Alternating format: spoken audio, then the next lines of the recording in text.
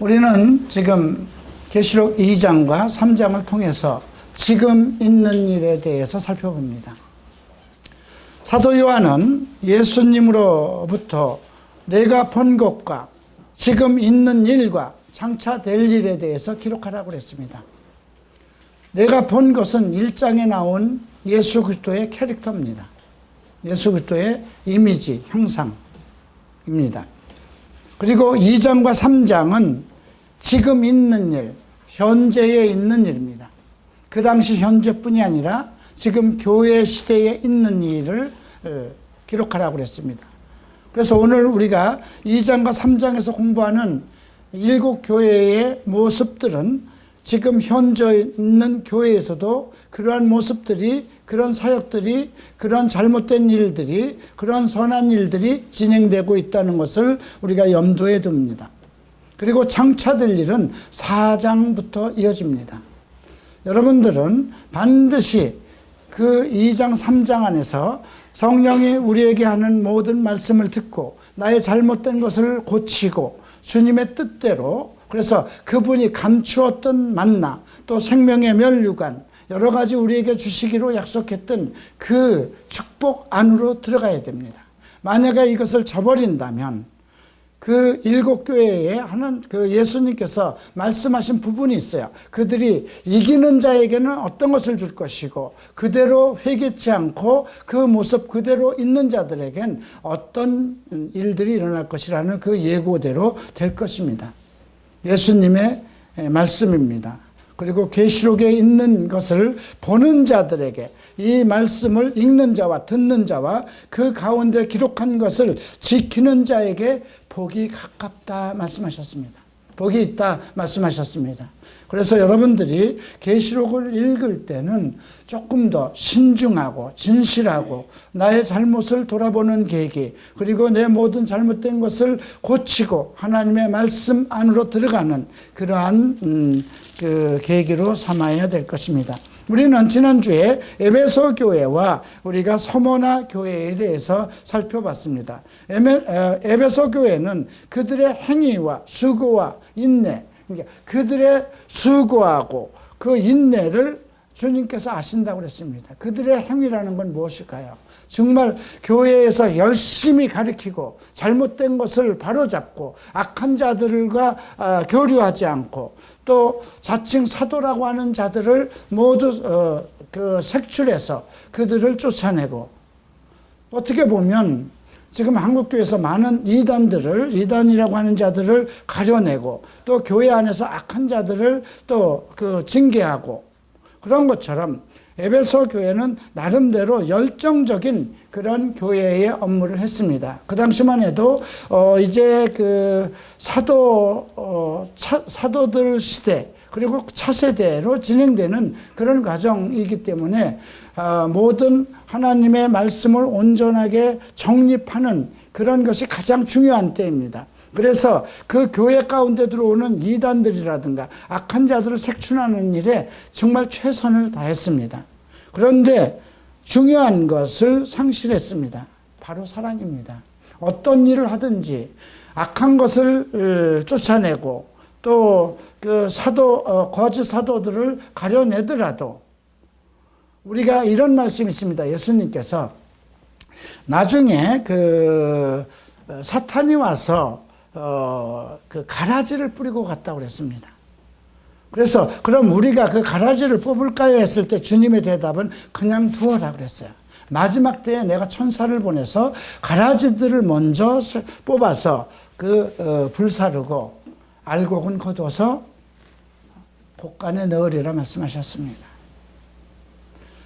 그러니까 교회 안에서 어떤 이단들과 이런 것을 가려내다가 다른 부분에 정말 온전한 마음을 가지고 섬기는 사람들까지 다칠 수 있는 그런 부분이 생길 수 있는 것도 염두에 되겠죠. 그러니까 중요한 것은 사랑입니다. 예수 그리스도 하나님의 전체를 다 들어서 우리에게 주는 커다란 캐릭터는 사랑입니다. 사랑이 없다면 그 어떤 것을 한다 하더라도 정말 온전한 교리 속에 있고 잘못된 것을 가려낼 수 있고 악한 일을 가려낼 수 있고 열정적인 수고와 어떠한 그 모든 사역에 열정을 다 가지고 있다 하더라도 사랑이 빠지면 그것은 교회가 아니라는 것입니다. 그래서 너희가 만약에 그것을 하지 않는다면 내가 촛대까지 옮기겠다. 촛대로 옮긴다는 건 무엇입니까? 더 이상 교회가 아니라는 것이죠. 내가 그 교회에 있지 않겠다. 이런 뜻입니다. 그와 반대로 서모나 교회는 환난과 궁핍 속에서 정말 겨우 생명을 지키기도 힘든 그런 상황이었습니다. 그래서 그들에게는 10일 동안 너희가 환난을 받으리니 죽도록 마지막까지 충성하라. 그러면 생명을 주고 너희에게 둘째 사망의 해를 주시지 않겠다. 이렇게 약속했습니다. 둘째 사망이라는 무엇일까요? 이제 모든 자들이 예수님이 이 땅에 오셔서 심판하실 때 천년왕국의 첫째 부활에 참석할 자냐 아니면 둘째 사망 속으로 이제 들어갈 자냐 둘로 나누어지게 됩니다. 근데 여러분들은 어디에 들어가야 될 건가요? 우리는 무조건 어떤 이유, 어떤 상황에서도 저희는 첫째 부활, 즉 천년왕국에 들어가야 하는 사람들입니다. 그래서 에베소 교회와 서모나 교회가 모두 하나님 안에서 나름대로 그 어려운 환경과 그 정치적인 상황 속에서도 최선으로 하나님을 섬겼지만은 사랑을 상실하지 말라는 경고를 받았고요. 서모나 교회는 끝까지 어떤 상황에서도 끝까지 충성하라는 권고를 받았습니다. 이제 오늘 버가모 교회와 두아디라 교회를 공부하게 됩니다. 그러니까 앞에서 언급된 에베소 교회와 그 서모나 교회는 그 교회가 시작함에 있어서 가장 어려운 시기에 상실되지 말아야 할 것과 하나는 끝까지 자기의 어떤 믿음을 지켜야 할 그런 것을 권고한 것을 우리가 알 수 있고요. 버가모 교회와 이제 두아디라 교회는 거기서 더 잘못돼 나간 그 에베소와 우리가 서모나에다 그렇게 하나님께서 권고를 하셨음에도 불구하고 그 교회의 역사 속에서 그 또 정치적인 상황 속에서 잘못 파생돼 나간 그런 교회들의 모습을 우리에게 보여주고 있습니다. 12절 보시겠습니다. 버가모 교회의 사자에게 편지하라. 좌우에 날선검을 가진 이가 이르시되. 버가모 교회에 보여주신 캐릭터는 좌우의 날선검입니다. 우리가 히브리서 4장 12절을 보면 그 하나님의 말씀은 양날선 칼날과 같다고 그랬습니다. 날선 양날의 칼과 같다고 그랬습니다. 그래서 우리의 영과 혼과 골수까지도 쪼갠다고 그러는 거죠. 우리의 마음을 감찰하시는 분이라는 거죠. 우리가 우리 마음을 모릅니다. 사람이 사람의 마음을 모릅니다. 내일 일도 알지 못하지만 내 마음, 내 것임에도 불구하고 내 마음이 어떻게 될지 모릅니다. 그런데 그 마음을 감찰하시는 분이 결국 주님이시고 주의 말씀이라는 것이죠. 그런데 그분이 버가모 교회의 캐릭터로 보이셨다는 것은 무엇인가 말씀과에 관계되는 것에서 잘못되고 있다는 것입니다. 자, 이제 어떤 부분이 그들이 잘못된 것이고 인 것이 살펴보겠습니다. 13절 보죠. 내가 어디에 사는지를 내가 안다. 어디에 산다는 것은 그들이 살고 있는 위치를 얘기합니다. 그렇죠? 사는 지역을 얘기합니다.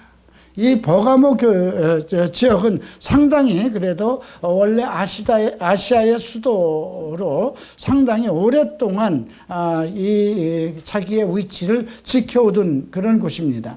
그런데 그곳은 사탄의 권좌가 있는 데라고 했습니다. 이때가 가장 위험한 때였습니다. 교회가. 왜냐하면 우리가 콘스탄틴 대제가 이제 그 어머니가 하나님을 영접했습니다. 그걸로 인해서 이제 로마의 콘스탄틴 대제가 기독교를 국교화했습니다. 그러니까 국가교회가 창설된 겁니다. 그러니까 지금 국가교회로 되어 있는 교회는 또 어떤 교회가 있을까요? 이미 우리가 하나의 뭐 바티칸이라든가 그런 얘기를 하죠. 천주교는 교황이 있죠. 하나의 나라입니다. 대사, 각 나라에서 대사를 파송하고 있죠. 예. 그런데 이 버가모 교회가 탄생될 때 바로 그 콘스탄틴 대제로 말미암아 교회가 국교화되는, 그러니까 국가교회가 되는 그런 시스템을 갖게 되었습니다. 지금도 중국이라든가 이런데 뭐 북한이라든가 독재국가에 가면 교회는 있으되 그거는 국가의 통제를 받는 국가교회입니다. 네, 그런 것을 우리가 염두에 두고 이 부분을 볼 필요가 있습니다. 내가 내 이름을 굳게 잡아서 내 충성된 증인 안디바가 너희 가운데 곧 사탄이 사는 곳에서 죽임을 당할 때에도 나를 믿는 믿음을 저버리지 아니하였도다. 우리가 정치적인 압박을 받으면 어떻게 될까요? 교회가 아주 뭉치게 됩니다. 그죠? 교회가 문제가 생기는 것은 어떤 외적인 압박이나 핍박을 통해서 교회가 문제가 생기지는 않습니다. 가장 문제가 생기는 것은 부유하고 넉넉할 때 내 그 안에서 붕괴가 되고 썩어져 갑니다. 그런데 이 당시 국가에서 교회를 통제하고 이런 상황 속에서 그리고 그들의 국가의 통제를 받지 않고 즉 얘기하면 이제 부활이라든가 이제 북한에서나 중국에서나 부활 신앙에 대해서 가르치지 못합니다. 그런데 그런 것을 만약에 그 국가에서 통제하는 그 교리를 벗어나면 어떻게 될까요? 이제 바로 어떤 법적인 조치를 받는 것이죠. 그래서 충성된 증인 안디바가 그 너희 가운데 곧 사탄이 사는 곳에서 죽임을 당할 때에도 나를 믿는 믿음을 저버리지 아니하였도다 그랬습니다. 예수님께서 제자들에게 이런 말씀했습니다. 내가 올 때에 믿음을 보겠느냐? 왜 그랬을까요? 예수 그리스도가 올 때 온 땅에 이제 자유의 물결, 뭐 경제적으로 풍족하고, 모든 뭐 교리들이 서로 교통하고 교회들이 전부 담이 없어지고 어떤 면으로는 좋아진 것 같은데 뭔가 무너지는 것이 있습니다. 하나님의 원칙적인 하나님의 교리와 이런 것이 다 무너지고 자유주의 사상으로 흘러가는 그런 상황. 그리고 돈이 물질과 이런 그 어떤 명예들이 사로잡는 교회, 이런 쪽으로 발전돼 나갑니다. 그래서 주님이 오실 때에, 내가 올 때에 이 땅에서 믿음을 보겠느냐, 이런 말씀까지도 했죠. 근데 그 버가모 교회는 그 정치적인 탄압과 국가가 교회를 통제할 그 시대에도 끝까지 예수님을 믿는 믿음을 버리지 아니하였다는 것입니다.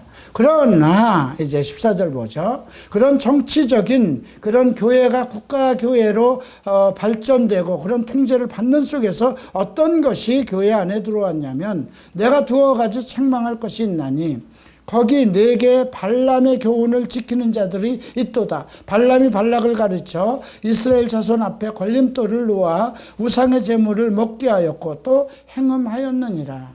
발람의 교리라는 건 무엇일까요? 우리가 지금 수요일 날 민수기를 배웁니다. 이제 곧 발람의 이야기를 배웁니다. 민수기 22장부터 25장까지 온통 그 발람에 대한 이야기입니다. 그 발람은 이방인 선지자입니다. 이방인 선지자가 아니라 예언자입니다. 그러니까 어떤 영적인 것을 볼 수 있고 하나님의 말씀도 들을 수 있는 그런 영적인 예언자입니다. 그럼에도 불구하고 하나님께서 이스라엘 백성을 저주하지 말라 하심을 듣고도 계속해서 그 모압 왕 발락이 어떤 큰 재물을 주는 것에 자꾸 마음을 이끌려서 결국은 말로는 하나님의 계명을 거역하지 않았습니다. 이스라엘 백성을 저주하라는 것을 저주하지 않았습니다. 그렇지만 이스라엘 백성이 지나가는 길에다 이방인들의 축제를 펼치게 했습니다. 이방인들의 축제라면 무엇일까요? 지금 퀴어 축제도 마찬가지예요. 예. 이방인들의 축제는 거의 다 성적인 음행과 관계가 되어 있습니다. 다산, 바알 신들을 섬기는 것이라 다산을 중심으로 해서 남녀 간의 어떤 그 성적인 행위들이 거침없이 펼쳐집니다. 그런데 그걸 7제단을 썼습니다. 7산 봉우리마다 이스라엘 백성이 거길 지나가는 곳곳마다 높은 산에서 밑에서 빤히 볼 수 있는 곳 위에다가 어떤 그런 이방인의 종교의식을 행합니다. 우리가 보는 대로 이끌릴 수밖에 없죠. 아까 우리가 이런 말씀, 내가 어디 사는지를 내가 안다 그랬습니다. 여러분들이 어디 있는지를 안다는 것입니다. 여러분들이 어디를 가는지를 아신다는 겁니다. 여러분들이 만약에 이태원이라든가 아니면 동성애자들이 들끓는 어떤 종로 지역에 그 지역의 거주지를 삼고 그 지역에 자기의 직장을 가지고 있고 그런다면 어떤 상황이 일어날까요? 우리는 우리가 사는 곳도 생각해야 됩니다. 여러분들이 이사를 하려면 주거를 잡으려면 정말 내가 사는 곳이 정말 적어도 하나님과 소통하기에 부족함이 없는 그런 곳인가도 점검해 봐야 된다는 것입니다. 그런데 지금 이 발람의 교훈은 이스라엘 백성들이 지나가는 그 길에 정말 음행하는 이방 종교의 어떤 축제를 통해서 이스라엘 백성들이 행음에 빠지게 만들었던 것입니다. 그래서 이 사건으로 인해서 연병이 들어서 이스라엘 백성들에게 불뱀이 와서 물렸던 그런 사건들이 우리가 민수기에서 볼 수가 있습니다. 또 이제 15절에 보면 이와 같이 내게도 니골라당의 교훈이라는 건 교리입니다. 두 가지 교리예요. 첫 번째는 발람의 교리, 그죠? 발람의 교훈이고 두 번째는 니골라당의 교리인데 왜 이와 같이라고 그랬을까요? 앞에서는 하나의 발람의 선지자는 두 가지 교리 중에 하나입니다. 하나는 영지주의자죠. 그가 점쟁이고 하기 때문에 어떤 에 대한 소리를 자꾸 듣고 하나님의 말씀도 듣고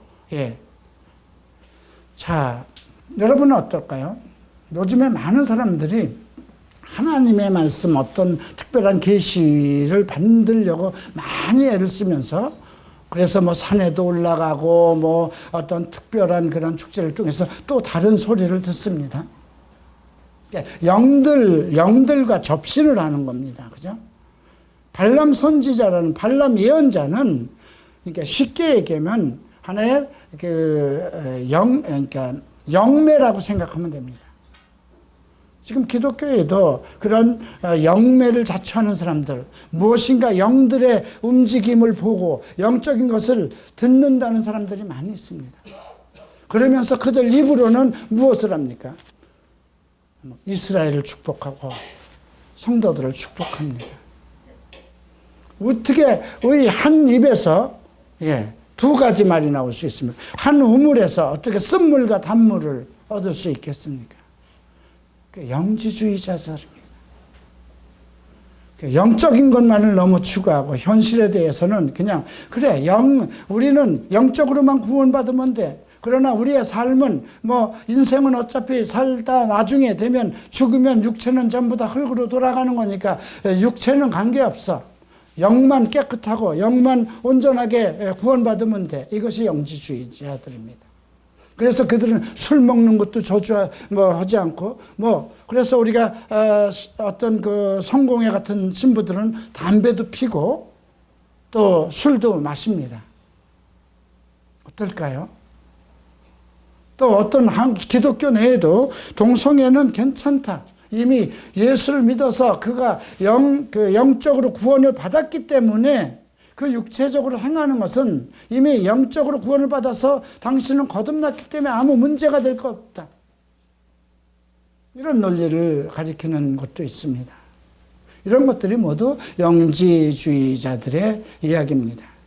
네, 니골라당의 교리는 무엇일까요? 니골라당에 대해서도 에베소 교회에 얘기했습니다. 너희가 니골라당의 행위를 미워한다고 그랬죠. 니골라당의 행위는 무엇일까요? 교회 안에 직제를 만든 것입니다. 하나님을 만나기 위해서는 어떤 계단을 밟아야 된다는 것이죠. 그러니까 만약에 어떤 목사를 통해야만 온전한 기도를 하나님께 올릴 수 있다. 그거 아닙니다. 어떤 목사의 기도를 받아야 하늘로부터 어떤 능력을 받을 수 있다. 그것도 아닙니다. 이미 우리가 예수께서 십자가에 못 박혀 죽으실 때에 지성전에 있는 그 휘장이 위로부터 아래로 갈라졌습니다. 그리고 이제 모든 사람들은 직접 하나님의 성전 안에 들어와서 직접 기도할 수 있습니다. 예수님을 직접 만날 수 있습니다. 하나님을 직접 만날 수 있습니다. 여러분들이 예수 그리스도의 이름으로 기도하는 것은 하나님이 들으십니다. 그래서 그런 직제를 교회 안에 두었다는 거죠. 왜 그랬을까요? 교회가 이미 그 당시 생각해 보세요. 콘스탄틴 대제가 어떤 국교로 만든 거예요. 교황이 어떤 교황의 말을 거역하면 안 되는 거예요. 교황이 얘기하는 것이 교리고 법인 거예요. 그래서 그 당시엔 많은 마녀사냥이라든가 이런 잘못된 제도가 중세 시대에 있었죠. 근데 그것이 교회 안에 이미 그렇게 들어와 있다는 것입니다. 그러니까 쉽게 얘기해서 그들이 끝까지 정말 안디비라는 순교자가 죽음을 당할 때에도 그 믿음을 버리지 않고 끝까지 지켰지만 그들 안에 그러한 영지주의적인 것, 그 다음에 교회 안에 교권주의적인 것을 용납하는 자들이 있었다는 것입니다. 자, 이제 그러므로 회개하라. 그리하지 아니하면 내가 네게 속히 가서 그 내 입의 검으로 그들과 싸운다는 건 뭘까요? 말씀입니다. 에베소서 6장을 보면 말씀의 검, 성령의 검을 가지라고 그러죠. 말씀에. 그러니까 교리적인 부분을 예수님께서 친히 그 검으로 싸운다는 건 교리적인 영적 전쟁이 일어난다는 것입니다. 그 이후에 어떻게 됐을까요? 결국 이제 우리가 개신교가 생기기 시작하죠. 오직 믿음으로 로마서 말씀을 가지고 시작하는 그런 교회가 시작되죠. 자, 17절. 귀 있는 자는 성령이 교회에게 하시는 말씀을 들을지어다. 이기는 그에게는 감추었던 만나를 주고. 첫 번째, 감추었던 만나라는, 지금 우리가 만나가 있나요? 만나가 없습니다. 만나 항아리 어디에 있을까요? 언약궤 속에 있는데 그 언약궤가 지금 이 지구상에 없습니다. 그런데 감추었다는 건 무엇일까요? 우리가 요한복음 6장을 보면 너희가 광야에서 모세를 통해서 만나를 먹은 이야기를 합니다. 그러나 예수님께서는 내가 하늘에서 내려온 참떡이라고 얘기를 합니다. 그래서 우리가 지금 만나라고 하는 것은 예수 그리스도의 말씀으로 우리가 해석을 해야 됩니다. 앞에서 내가 내 입에 검으로 너희들과 싸운다는 건 너희들의 잘못된 모든 교리를 내가 진리의 말씀으로 모두 그들과 싸워서 이기겠다는 거잖아요. 그런데 내가 감췄던 만나를 준다는 것은 너희 속에 있는 자들에게 하나님의 예수 그리스도를 통해서 복음의 말씀을 깨닫도록 해주시겠다는 겁니다. 다른 사람들은 이해할 수 없고 알 수는 없지만 끝까지 이기는 자들에게는 그들에게는 만나를 주겠다는 것입니다. 또 하나는 흰돌을 준다는 건 무엇일까요? 제사장 가슴에 검은 돌과 흰 돌이 있었습니다. 어떤 중요한 것을 결정할 때 그 흰 돌과 검은 돌이 나오면 이건 하나님이 막은 것인 거다. 이것은 하나님이 허락하는 것이다. 그런데 흰 돌은 하나님의 허락한 것입니다. 이 말은 무엇일까요? 흰 돌을 준다는 것은 그들의 선택에 대해서 항상 그들이 선택하는 것이 옳은 길로 제시해 주겠다는 겁니다. 여러분들이 선택을 잘못해서 얼마나 잘못된 길로 갑니까? 그죠? 그런데 감춰진 만나, 남들은 이해할 수도 없는데 이 말씀을 딱 보면 알아들을 수 있는, 깨달을 수 있는 그런 말씀의 지혜가 생기고, 어떤 일을 할 때 이것이 하나님이 하시는 일이냐, 아니면 내 마음으로 하는 것이냐, 아니면 악한 영들이 나를 인도하는 것이냐, 그 판단력을 갖지 못할 때 딱 힌도를 준다면 지혜죠. 그죠? 이것이 필요하지 않을까 싶습니다. 또 하나, 근데 그 돌 위에 새 이름을 기록한 것이 있나니 받는 자밖에는 그 이름을 알 사람이 없느니라. 새 이름이라는 건 뭘까요? 성경에 새 이름을 받은 사람들은 아브라함으로부터 시작됩니다. 아브라함이 아브라함으로, 사레가 사라로, 그죠? 예. 예수님 시대에도 예수님께서 이름을 많이 고쳐줬습니다. 시몬에게 베드로라는 이름을 주셨고요. 요한에게 보아너게라는 이름을 줬습니다. 예. 바나바도 원래 위로의 사람이죠. 예. 그에게도 사실 이름을 바꿔주신 것입니다. 많은 사람들이 이름을 바꿔줬습니다. 이름을 바꾼다는 건 무엇일까요? 삶의 방법을 바꾼다는 것입니다. 저는 제 이름이 본명이, 세상 이름이, 부모가 지어준 이름이 희진입니다. 이 희진이라는 이름은 과거의 나의 성품과 모습을 가지고 있었습니다. 이 요나는 목사가 되면서 하나님께서 주신 이름입니다. 이 요나는 이 요나의 성품을 가지고 있습니다. 많은 사람들이 이름을 이렇게 바꾸려고 스스로 애를 쓰는데, 스스로 내 이름을 바꾸려고 애를 쓸 것이 아니라, 여기 보세요. 네가 선택한 것에, 그러니까 흰돌을 준 터인데 그 돌 위에 새 이름을 기록한 것이 있느니 받는 자밖에는 그 이름을 알 사람이 없도다. 아주 특별한 개인적인 거예요. 그죠? 예. 공개적인 것이 아니고 이기는 자에게 흰돌을 주는데 항상 그가 선택한 것에 옳고, 그리고 새 이름을 준다는 건 그 모든 그 사람의 성품과 그것을 하나님께서 인정을 해 주신다는 것이죠. 저의 이요나라는 이름도 저희 스승인 히라노 고이치 목사님이 지어주신 겁니다. 예. 자, 이제 여기까지 우리가 이제 버가모 교회를 살펴봤고요. 18절부터 29절까지 나와 있는 두아디라 교회. 참 이런 교회는 되지 말아야 되는데 또 이 교회에서 대단한 일들이 주어집니다. 새벽벌을 준다고 그랬고요. 또 그 만국을 다스리는 권세를 준다고 그랬어요. 이 앞에서 나오는 그 교회의 어떤 캐릭터나 이런 것을 보면 정말 무섭고 이들이 잘못하는 게 너무나 많아요. 근데 한번 살펴보십시다. 두아디라 교회의 사자에게 편지하니 그 눈이 불꽃 같고, 눈이 불꽃 같으면 어떨까요? 네. 그 발이 빛난 주석과 같은 하나님의 아들이 이들이시되. 빛난 주석은 무엇일까요?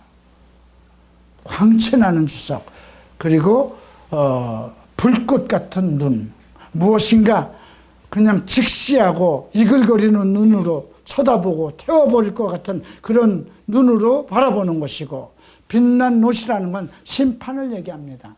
성전 안에는 그 놋으로 만든 그 상이 있었습니다. 심판하는 것입니다. 그래서 성경에서 놋이 나오면 심판으로 보시는 게 맞습니다. 지금 처음부터 그 눈이 불꽃 같고 그 발이 빛난 주석 같은, 정말 불꽃 같은 눈으로 살피고 있고 주시하고 있고, 그리고 그 빛난 주석과 같은 하나님의 아들이 두아디라 교회에 나타나신 캐릭터입니다.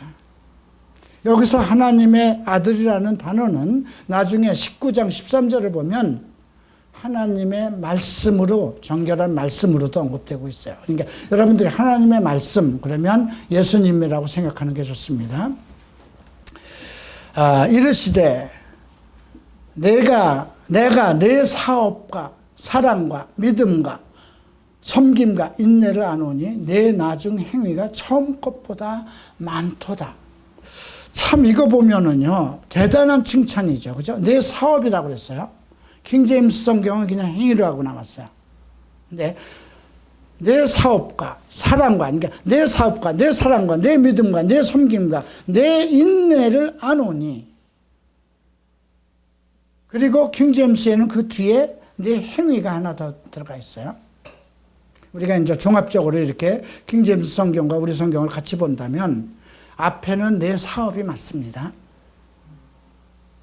근데 이 내 사업과 사랑과 믿음과 섬김과 인내를 아는 이걸 어떻게 생각해야 되냐면, 내 사랑의 사업과 내 믿음의 사업과 내 섬김의 사업과 너의 인내의 목적이 그렇게 해석하는 것이 맞습니다. 그런데 뒤에 내 행위가 더 나오죠. 그 행위는 무엇일까요? 그런 것들을 하는 행위, 어떤 사랑을 하기 위한 펼쳐진 사업들, 어떤 믿음 생활을 하기 위한, 믿음을 펼치기 위한 어떤 사업들, 어떤 섬김을 위한 그러한 사업들, 그 행위가 이렇게 볼 수 있습니다. 그것을 주님이 안다는 거죠. 근데 내 나중 행위가 처음 것보다 많다는 건 뭐예요? 그들의 사업이 사랑의 사업, 믿음의 사업, 섬김의 사업, 인내, 그런 쪽에서 열심히 하는데 그들이 나타난 그 마지막의 행위가 처음 것보다 많다는 거예요. 그 목적이 뒤바뀌고 있다는 거예요. 그죠?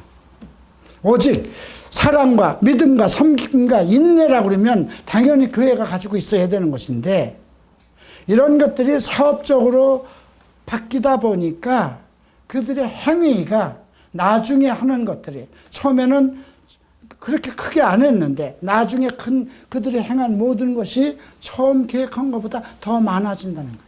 칭찬일까요? 잘못일까요? 꾸중일까요? 책망입니다. 그죠? 우리가 참 내가 공부를 열심히 하는구나. 내가 공부도 열심히 하고 너 운동도 열심히 하는구나. 그래 컴퓨터도 열심히 하는구나. 그런데 그냥 공부보다 운동이, 컴퓨터가 더 많아지면 나중 행위가 처음 거보다 많다는 것이니까 칭찬이 아니잖아요. 여러분들은 어떨까요? 교회 나오면서 믿음도 좋고 말씀 듣는 것도 좋고, 근데 어느 쪽이 더 많은가요?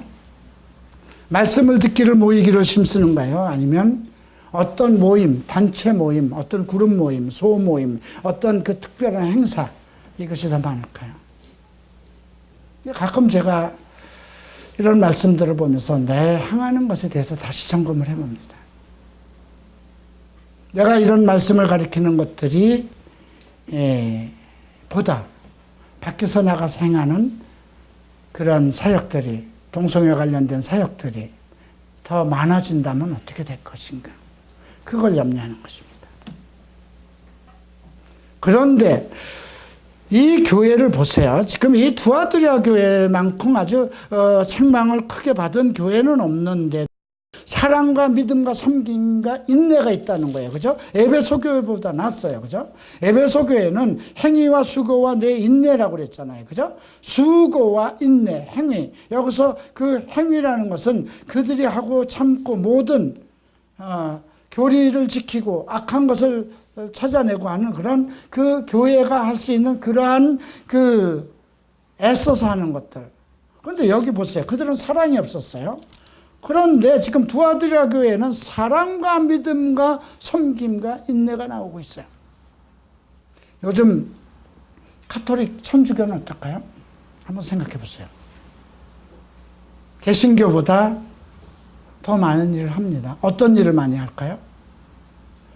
천주교가 먼저 들어가기 전엔 병원이 먼저 들어갑니다. 그리고 학교 재단을 세웁니다.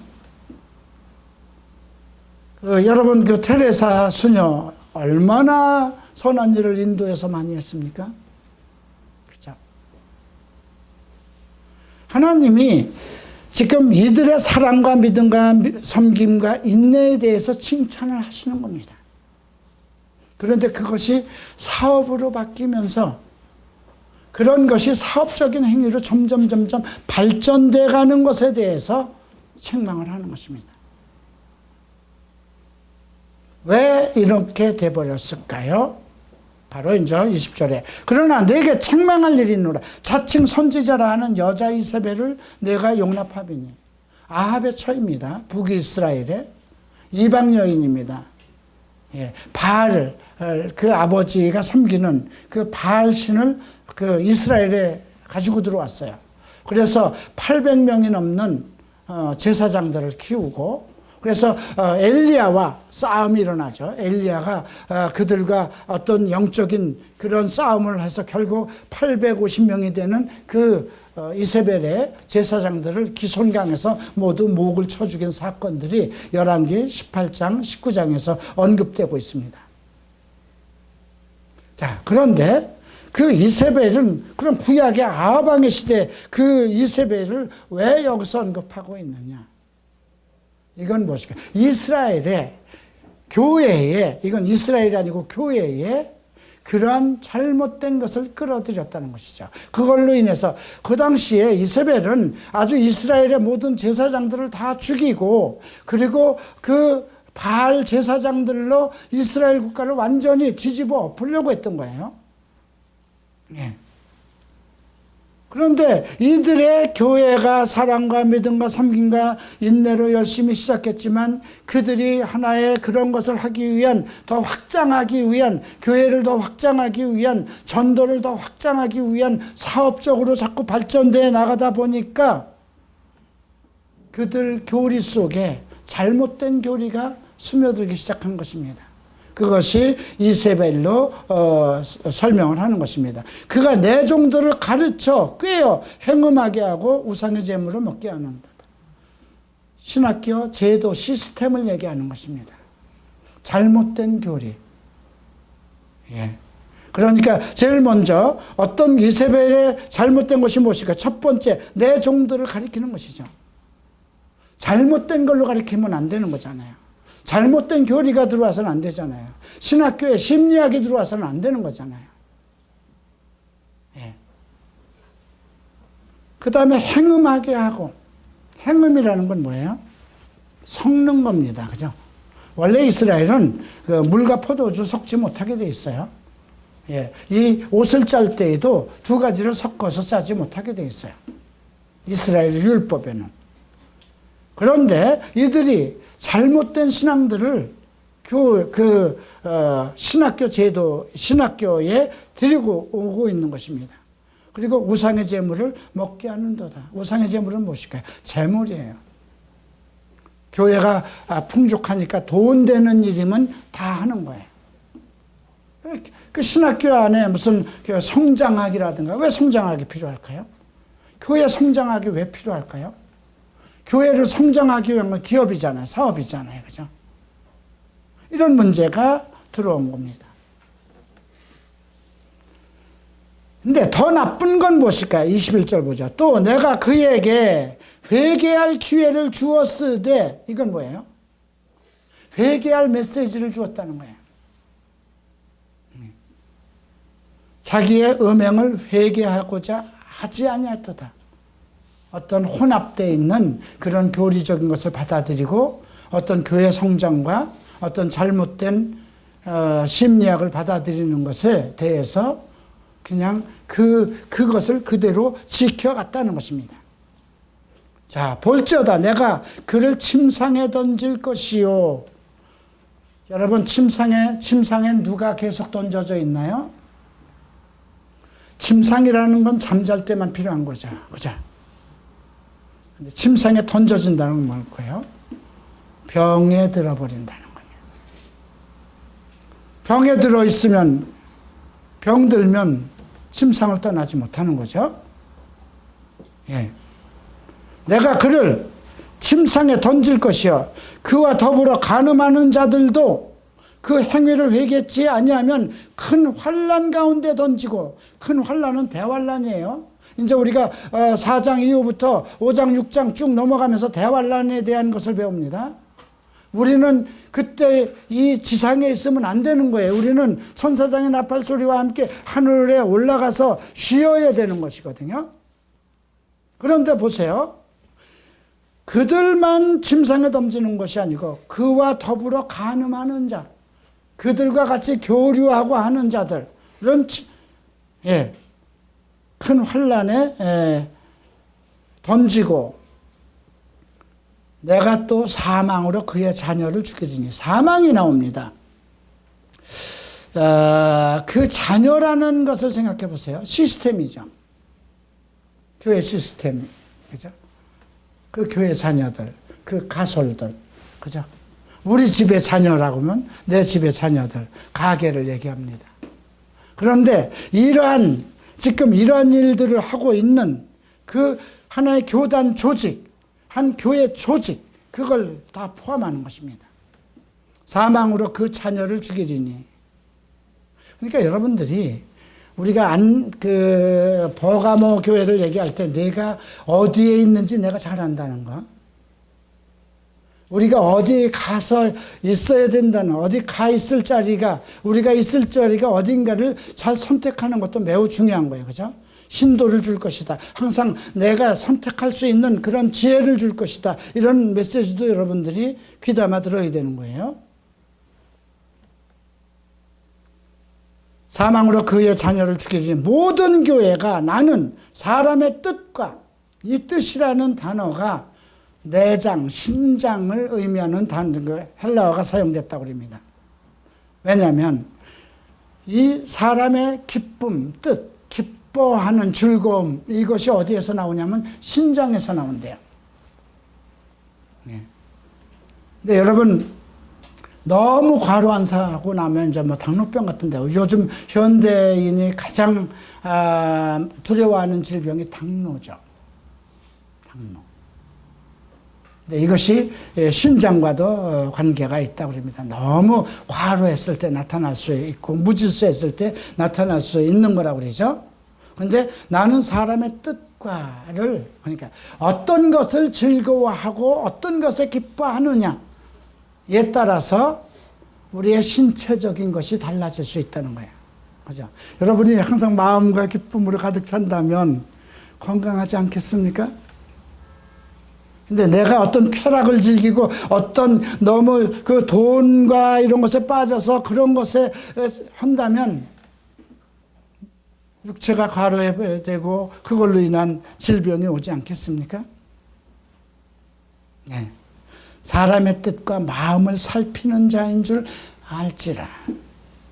개인적입니다. 그죠? 잘 생각해 봐야 돼요. 교회 시스템 안에 있는 조직도 문제가 되겠지만 모든 교회가 나는 사람의 뜻과 마음을 살피는 자, 개개인, 그 교회 조직 안에 있는 개개인의 그 사람들의 각자의 마음을 살피신다는 것입니다. 그래서 내가 너희 각 사람의 행위대로 갚아준다는 거죠. 가장 중요한 것은 잘못된 교리 속에 들어가지 않기 위해서 그 조직에, 그 시스템에 있어서는 안 된다는 겁니다. 그죠? 사망으로 던질 것이라고 했으니까. 자, 그런데 이제 좋은 소식이 있습니다. 24절. 두아디라에 남아있어 이 교리를 받지 아니하고, 그죠? 잘못된 교리, 왜곡된 교리, 진리가 아닌 것을 받지 아니하고 소위 사탄의 깊은 것을 알지 못하는 너희에게, 이 말 잘 생각해야 돼요. 여러분들이 기존 요즘 교회들을 보면은요, 진리를 연구해야 됩니까? 악한 것을 연구해야 됩니까? 이거 잘 생각해야 돼요. 그죠? 본질을 성경의 진리를 연구해야 되는데 판단하는 것에 빠져요. 그죠? 우리가 선과 악을 분별하는 지혜를 얻어서 선한데 지혜롭고 악한데 미련하라 그런 거거든요. 근데 우리 보고 선과 악을 네가 판단하라 하지 않았습니다. 그 판단권은 오직 하나님만 하실 수 있는 것이거든요. 우리는 너도 넘어질까 조심하라는 거예요. 우리에게 경고한 거는 예. 그런데 그러한 잘못된 교리를 받지 아니하고 소위 사탄의 깊은 것을 알지 못하는 자, 그러한 잘못된 교리, 영지주의적인 거, 아까 얘기했던 니골라가 얘기한 그런 어떤 교회의 직제라든가 어떤 그 조직 신학의 잘못된 것이라든가 뭐 그런 많은 것에 빠지지 않은 사람들, 그죠? 알지 못하는 너희에게 말하노니 다른 짐으로 너희에게 지울 것이 없다. 순수한 믿음을 가지고 있는 자들, 어떤 그런 신학적인 것에 잘못된 교리에 빨려들고 여러분들이 내가 지옥 가지 않을 것인데, 내가 병들지 않을 것인데 왜 신의 운사 찾아다니고 내가 하나님의 말씀 안에 그냥 오늘 주시는 것에 감사하면서 살아가는데 뭐 때문에 예언이 필요하고 그런 걸 들으러 가야 돼요? 예? 뭐 때문에 방언으로 짓거리고 방언을 해석한다 그러고 쓸데없는 그런 것에 왜 찾아다녀야 돼요? 그죠? 그런 게 필요 없잖아요. 나는 하나님의 말씀 가운데서 바른 양심을 가지고 선하게 살아가면 되는 거잖아요. 그걸 얘기하는 겁니다. 다만 너희에게 있는 것을 내가 올 때까지 굳게 잡아라. 순수한 믿음, 잘못된 교리적인 것에 빠져들지 말고 어떤 이단적인 요소에 빠져들지 말고 어떤 재물, 우상숭배, 돈 버는 거 너무 잘못된 것에 빠져들지 말고 오직 너희에게 있는 것 무엇일까요? 사랑과 믿음과 섬김과 인내잖아요. 그죠? 그것을 끝까지 굳게 잡아라. 내가 올 때까지예요. 주님이 오실 때까지예요. 이기는 자와 끝까지 내 일을 지키는 자. 내 일이 무엇일까요? 사랑과 믿음과 섬김과 인내입니다. 사업하지 말라는 거예요. 그것을 사업으로 이용하지 말라는 거예요. 그들에게 만국을 다스리는 권세, 통치권이죠. 그가 철장을 가지고 그들을 다스려 질그릇 깨뜨리는 것 같이 하리라. 이건 무엇일까요? 철장을 가지고 예수님께 내가 가진 것도 내가 아버지께 받은 것도 그러하니라. 그들이 아마 개혁하겠죠? 기다려야 됩니다. 우리가 지금 가톨릭 안에도 정말 성령운동이 일어나고 하나님의 말씀을 듣는 그런 순수한 믿음을 지키는 사람들도 많이 있습니다. 그런데 흥미로운 것은, 제가 흥미롭게 생각하는 것은 내가 그에게 새벽별을 주리라 하는 말씀입니다. 새벽별에 대해서 잠깐 살펴보겠습니다. 계시록 22장 16절입니다. 나 예수는 교회들을 위하여 내 사자를 보내어 이것들을 너희에게 증언하게 하였노라. 나는 다윗의 뿌리요 자손이니 곧 광명한 새벽별이라 그랬어요. 내 사자를 보내서 증언하게 하였다는 것이죠. 그러니까 이 지금 두아디라 교회에서 순수하게 사랑과 믿음과 섬김과 인내를 지키는 자들 중에 그들 속에 철장을 가지고 만국을 다스릴 권세를 주고 그에게 새벽별을 준다고 했습니다. 다윗의 뿌리요 자손이 곧 광명한 새별이라. 우리가 이 두아디라 교회가 저는 이것이 카톨릭이 아닌가 이렇게 생각을 합니다. 근데 우리가 다 어떻게 생각해요? 카톨릭은 뭐 믿음도 없고 그들은 마리아를 우상으로 하고 예수님은 그냥 품 안에 있는 어린 자로 네, 맞습니다. 그게 잘못된 거잖아요. 그러면서도 많은 열심히 사업을 하고 국가적인 통치적인 제도를 가지고 운영을 하고 있습니다. 그러나 우리는 카톨릭에 대해서 구원이 없다고 그러는데 그렇게 생각하면 안 되는 거죠. 그 다음에 이제 다음 주일부터 배우는 사대교회, 우리 개신교는 두아디라 교회만도 못해요. 여기는 칭찬이 많고 장차 이들에게 새벽별을 주고 철장의 권세를 주겠다고 했지만 사대교회는요 아무것도 없어요. 살았다 하나 죽은 자라는 거죠. 그래서 우리가 이런 부분에 대해서 잘 생각해 보고, 중요한 것은 내 개인의 양심의 믿음입니다. 내가 어떤 조직에 있든지 간에 그 조직 속에서도 끝까지 그 더러움에 빠지지 않고 온전히 믿음을 지킨 것. 예. 그러한 믿은 자들에게는 그 교리를 받지 않고 사탄의 깊은 것을 알지 못하는 자에게는 다른 것을 지우지 않겠다는 말씀입니다. 여러분, 오늘 우리가 버가모 교회 또 두아디라 교회를 통해서 살펴봐야 되는 것은 나는 어디에 있느냐입니다. 내가 사는 곳은 어디냐? 내가 거하는 곳은 어디냐? 나는 어떤 것을 듣고 있느냐? 내 조직은 어디냐? 나의 시스템은 어떤 시스템이냐? 이런 부분을 살펴봐야 될 것이고요. 나는 과연 온전한 말씀 속에 있는가? 하나님께서 나의 뜻을 살피시고 나의 마음을 살피신다고 했습니다. 내가 노력하고 힘쓰는 것이 어떤 곳에 있는가? 헛된 것에, 여러분들이 동일한 조직 속에 있으면서도 다 그렇게 똑같이 하나님을 경외하고 사랑하고 선한 일에 하는 것이 아니에요. 쓸데없는 일에 많이 빠진 사람도 있는 것이고요. 잘못된 양심에 가지고 있는 사람도 있는 거죠.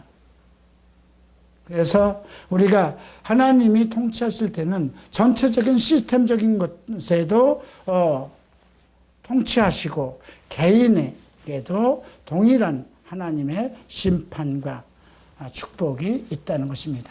기도하겠습니다. 일어나시기 바랍니다. People need the Lord. People